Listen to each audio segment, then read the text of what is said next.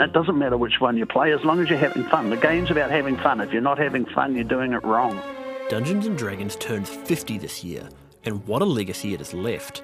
The game created an entirely new way to play, launched a moral panic, spawned 5 editions with countless spin-offs, inspired other game systems, and grew a subculture.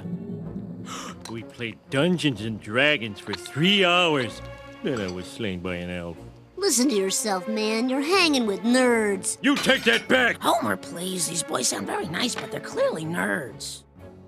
I'm Connor McClay, and today on The Detail, I talk to a 70-year-old player who's been a part of the scene since the very beginning, as well as a psychology researcher from Massey University about his new research lab looking into the social effects of TTRPGs, tabletop role-playing games.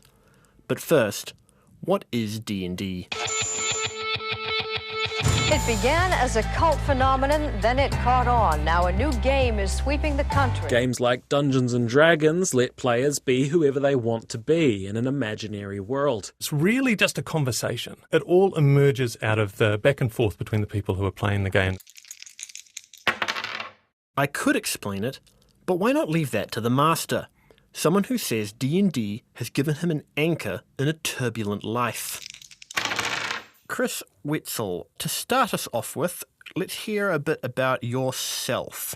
So you've been playing D&D for 50 years. Yes, I've been playing D&D since first was printed in 1974. That's when it first came out. Before that, I was a war gamer, young lad. Started off with Dad buying me some plastic figures and ended up doing wargaming with Airfix figures and Airfix miniatures.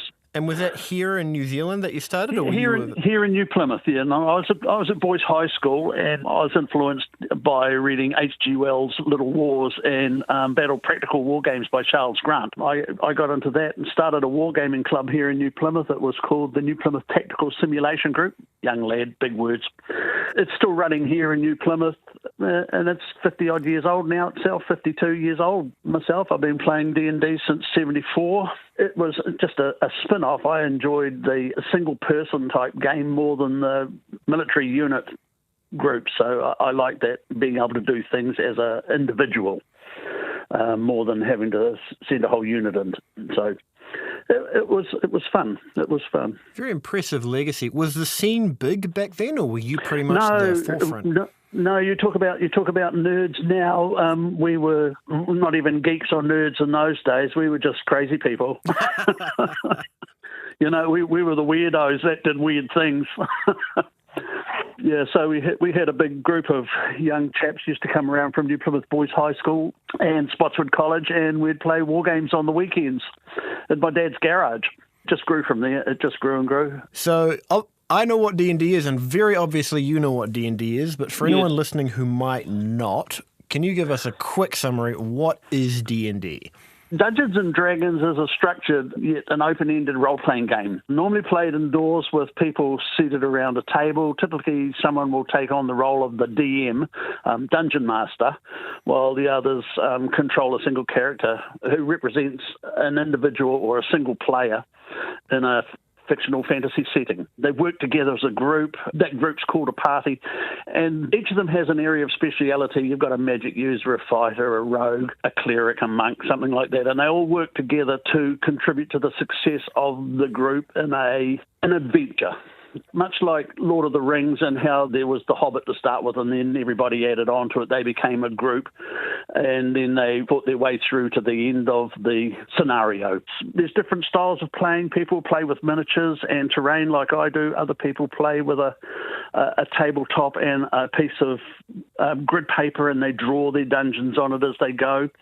A lot of people will do theatre of the mind, so they'll impersonate the speech of their character. It might be a dwarf who talks like this, really low voice and so on, or it might be somebody else. And they use the vocal impersonation of that character. All of us at times feel a little inadequate in dealing with the modern world. It would feel much better if we knew that we were a superhero or a mighty wizard. I assume you've gotten pretty good at voices over the years then. Well, yeah, I can do a few. So what is the difference would you say between a tabletop RPG like D&D and, say, a board game or a video game?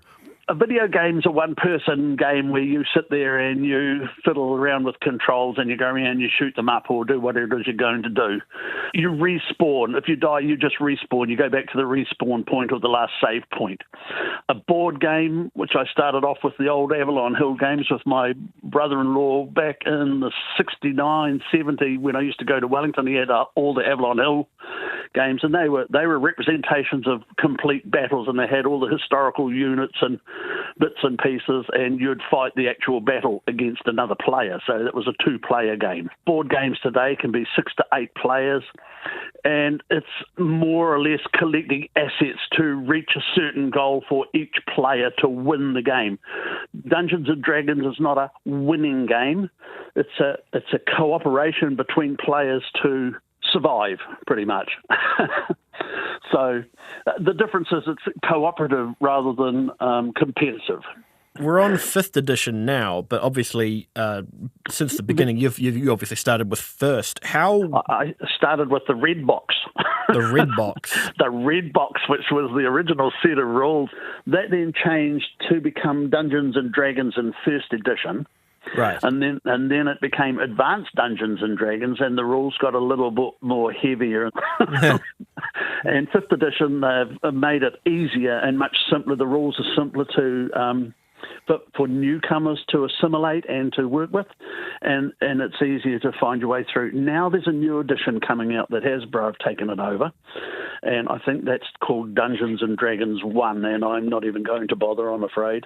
In fact, there's a lot of angst about giant toy maker Hasbro taking over and changing Dungeons and Dragons, with commentators predicting the company will sacrifice aspects of the game to monetize it. The company is only interested in making money. My prediction, not next year, not maybe with the next edition, but 10 years down the line, books and physical D&D is going to be played by a very still dedicated, still enthusiastic minority of people, while most people have migrated to the digital world. From what I'm hearing about it, it's simply going back to all the older versions and taking rules out of all the older versions, redoing them and putting them back into a new book, which is making it supposedly simpler but more complex at the same time. So I'm just not even going to bother. I'm going to stick with 5 because I found that the simplest to play with new players. They pick it up faster and it's easy for them to learn. Now, D&D has enjoyed an explosion of popularity over the past couple decades. Would you say 5th edition is a big part of that? 5th edition is a big part of it, but also you're finding it on mainstream television. Things like Friends and I can't remember the geeks that play. Stranger Things? Something is coming. Something hungry for blood. A shadow grows on the wall behind you, swallowing you in darkness. It is almost here. What is it? What if it's the Demogorgon? Oh, Jesus, we're so screwed if it's the Demogorgon. It's not the Demogorgon. An army of troglodytes charge into the chamber. Yeah, Stranger Things. There's other television programs as well, comedy programs that they play Dungeons and Dragons on television. And because I'm not a television watcher, I really don't know. I don't have my TV on. I don't watch it. Big Bang Theory, things like that. The ladies are away. The boys will play. Anything can happen. It's gonna get crazy. Dungeons and Dragons! Yeah, Big Bang Theory, that's the one. And so it's become more normalized. The role-playing game Dungeons & Dragons debuted in 1974. It became a hit with many adolescents, but critics claimed it was an invitation to devil worship. The witchcraft, the demonism, the spells. And worse. It is not fun and games. The media set off a satanic panic. A lot of adults who think it's been connected to a number of suicides and murders. When it first came out, there was this huge moral outcry by the churches about people that play Dungeons and Dragons. You know, they're getting into witchcraft and they're going to, go out and commit suicide and all this stuff that's going to happen because of them playing Dungeons and Dragons, blah, blah. There's this great moral outcry about it altogether. Did that happen here as much? I know that was a big thing in the States, but in New Zealand in particular, were you getting a lot of... Oh, yes. Yes, the Pentecostal churches were really, really against it here. I remember some of the stuff I used to get because I'm a Christian myself, the stuff I used to get about devil worship and witchcraft and, we casting spells and things like this. And then there was all the pornography we're looking at because things like harpies and succubi in the monster manuals, you actually could see breasts. Shock horror. Yeah, shock horror. So it was associated with a lot of false association with the occult and Satanism, and regardless of people's actual religious affiliation and beliefs. And then, of course, the Streisand effect, which is basically it took a photo of Barbara Streisand's mansion, and then her lawyers didn't want them to publish it, so the more famous it became. So the more moral outcry there was, the more people who learned about Dungeons and Dragons, the more that it was put out there in front of people, the more learned about it, the more that wanted to try it. So it actually worked the opposite way, and it made it more popular.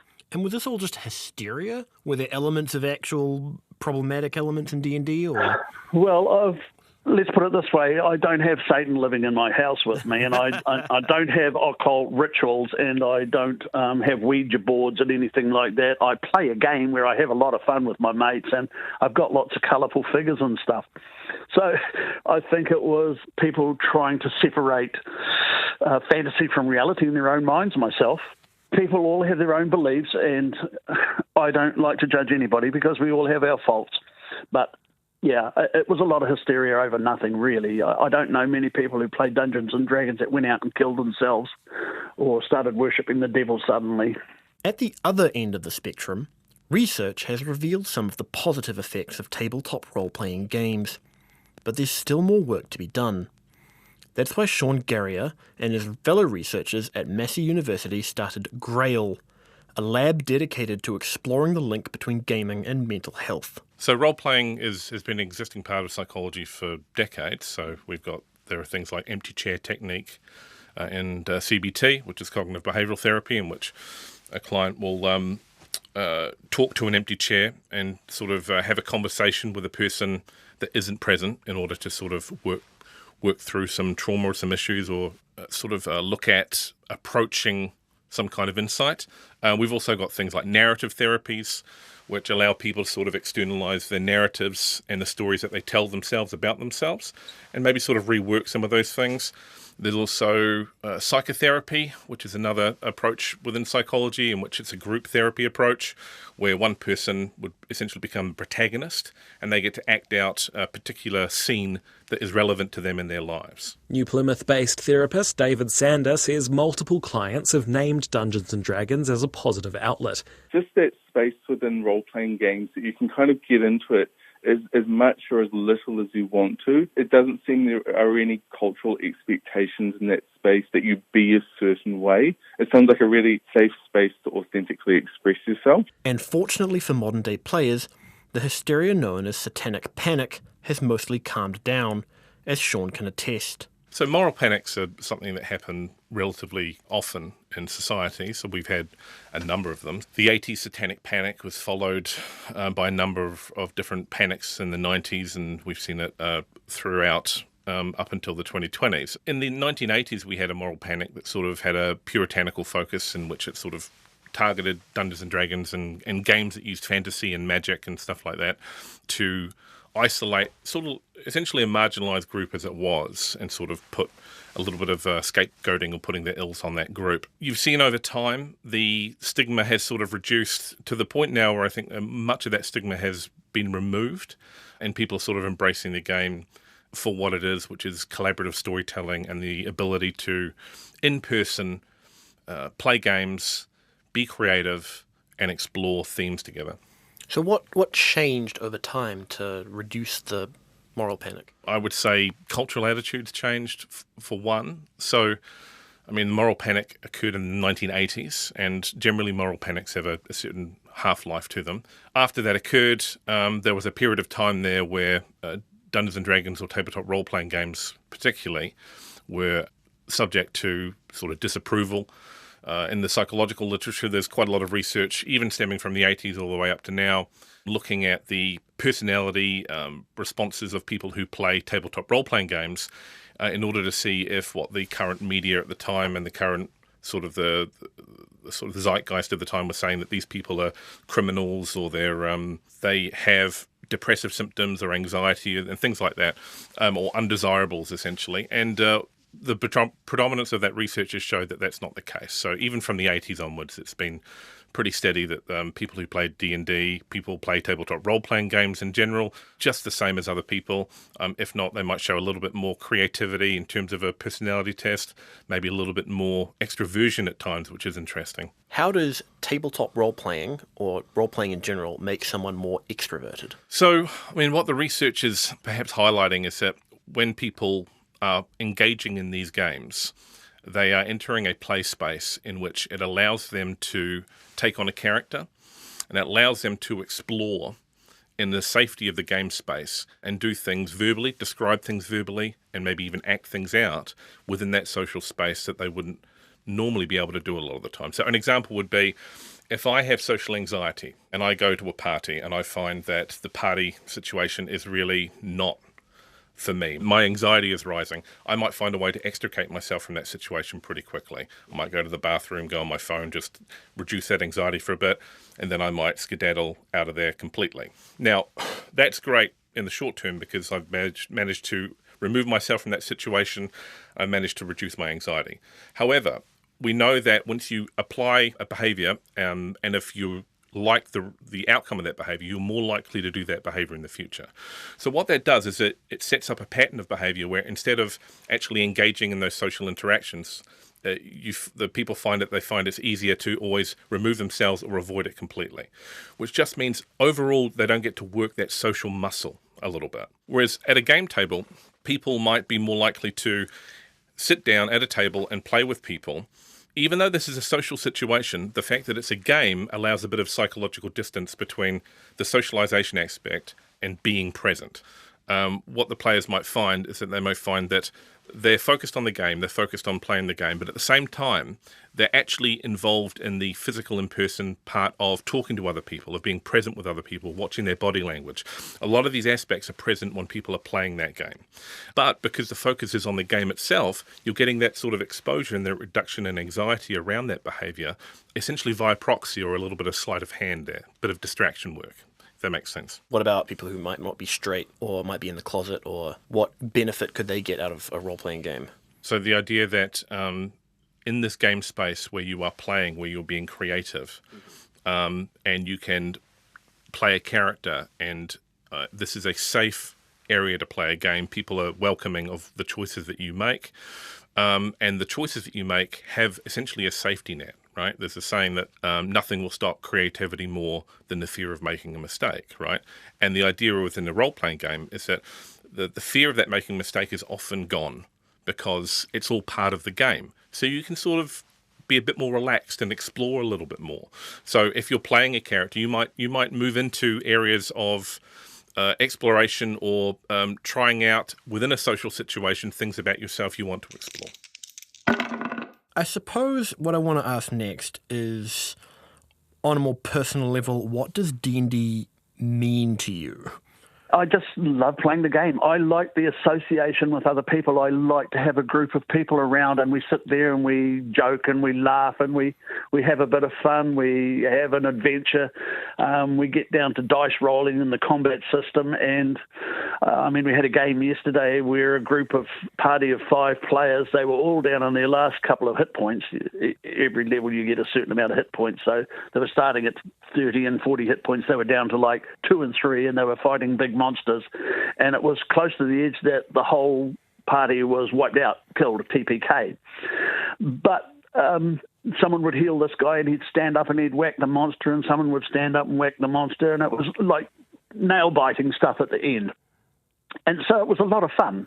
And as a dungeon master, I try to balance my game so that it's going to be hard for them, they should win, but there's also a possibility of someone dying. So it's crafting the world and I enjoy crafting the world. I enjoy crafting the monsters and how they fit into the world, and it's like writing stories for people to play. I create a whole world, and then they come in and they play in it. They move around in it. They react and interact with the people, the villagers, and the people in the city. They have to purchase things. So I get quite involved in it. Yes. Do you mostly DM these days, or do you get a chance to play as well? I've actually had my first chance of playing. In 48 odd years, last year with one of my groups when somebody wanted to DM, so I let them DM, so I got to play. So I'm now regularly playing with my groups as well as DMing. I'll play and then I'll take a 3-month break while I set up the next level of the campaign for them to go into, and 2 or 3 other guys will do one-offs, which is a 1-day game or a 2-day game, and I'll get into that and I'll play in that. While I'm still doing all the background setup of cities and what's going to happen next and who's coming in and how it's going to happen. And yeah, so I have been playing and it's great. I enjoy the playing nearly as much as I do the DMing. Nearly. It's about the setting the thing up. It's about making the terrain. It's about creating the figures and painting them, and the whole hobby comes into it with me. I like the visual style of D&D, the 3D immersive style. I do play with a whiteboard and markers at times because it's easier. Although I am just setting up a 3D projector over the top of the table so I can put maps down and so on, and we can just play maps on the table. Do you think D&D has made you a better person overall? Oh, yeah, I'm much more sociable with people. I was much a loner person because I went through a lot of hard stuff when I was a kid. I was a drug addict and a junkie for 38 years. So it's changed my life and my outlook. It's given me something to hold on to, and it's given me an anchor. Okay, let's say it's given me an anchor, and I've been able to use that to get myself through stuff. It's given me a release to get rid of some of the things that I've had to go through to deal with. It's given me a release from those. It's been something that's solid. I know people collect cars, or people like working on cars, or they like doing this or whatever. It's a hobby. Yeah. And it's good for us to have that release from outside of just doing the same old thing all the time, just doing work. It's good to have a hobby. Hobbies are good for people. The other thing I've got to say about Dungeons and Dragons is that it's good for young people because it teaches them social interaction skills, how to work with a group, how to work as a team. And it gives them a basis for having to read, so they develop their reading skills. It's good for mathematics. It's good for thinking outside the box, not going straight down a line. Having to deal with problems and solve problems together as a group. So it's a good thing all in all. I think that it's a good thing. And I know that there are a lot of schools around the world now that are having Dungeons and Dragons groups in their schools simply because of those things. And they work well with things like ADHD, and they can't sit still. It gets them focused and hooked in. It's a good thing. I think it's a good thing. And I know that it's been good for me. And I know a lot of people really enjoy the game. And as you can see, it's growing. Yeah. It's growing. 50 years and it's still growing. That's it for today. The Detail is a newsroom production supported by RNZ and NZ On Air. Today's episode was engineered by Alex Harmer and produced by Alexia Russell. I'm Connor McClay. Big thanks to Chris Wetzel, whose gaming group I'm probably going to join, and Sean Garrier. Ka kite anō.